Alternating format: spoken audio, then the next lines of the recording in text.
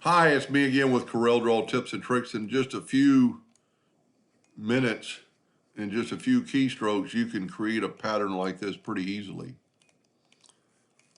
One thing you got to think about when you're using the rotation docker is that we need to rotate 360, 12 degrees, it'd be 30 of them.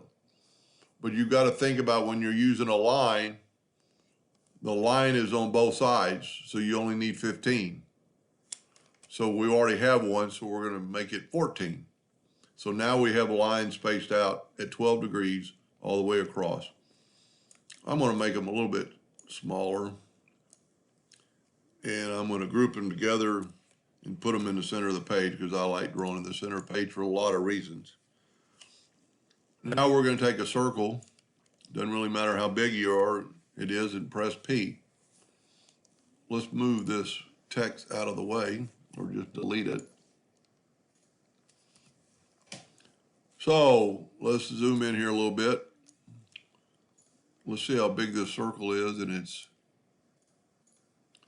23 inches, so we need to make our nudge factor like 25.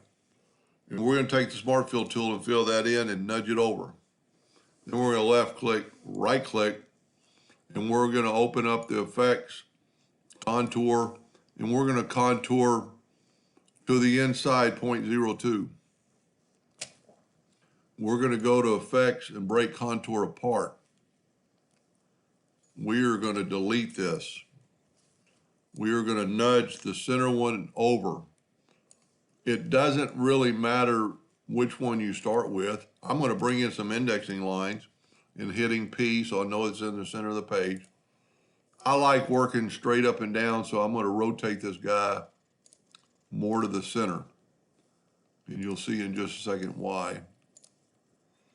It doesn't really matter where you place him, as long as it's close. Now I'm going to take the 3-point line tool. I'm going to start at top. I'm going to go across, and then I'm going to hold down the control button to get an even half shape.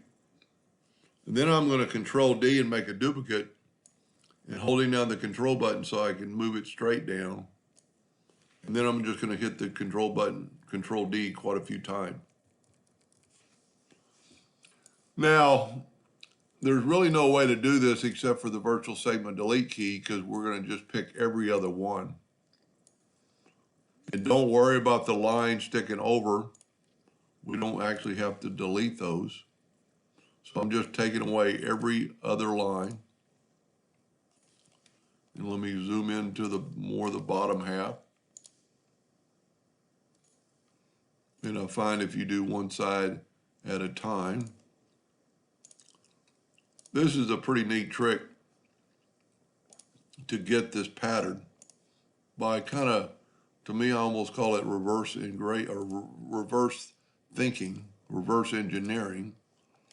So we've got it now. Like I said, we don't have to trim away those other parts because they're hairlines for one reason. We're going to take a rectangle and just put it around that, and we're going to smart fill that whole area.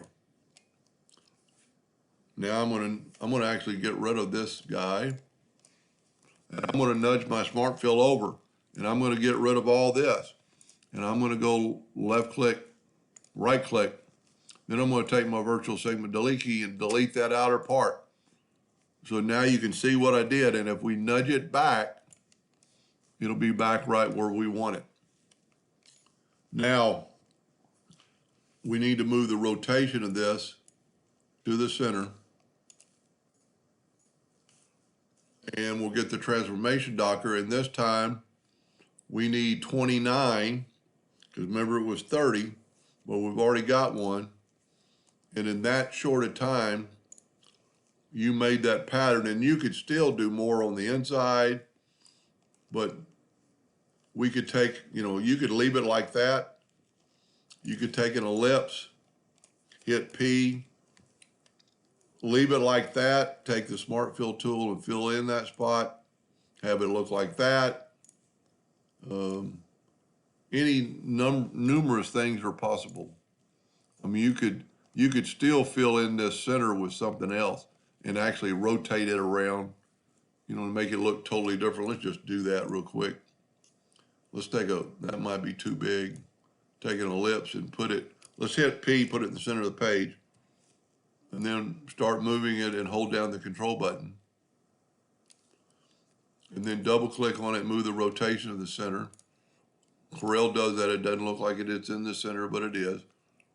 I inadvertently close my transform docker.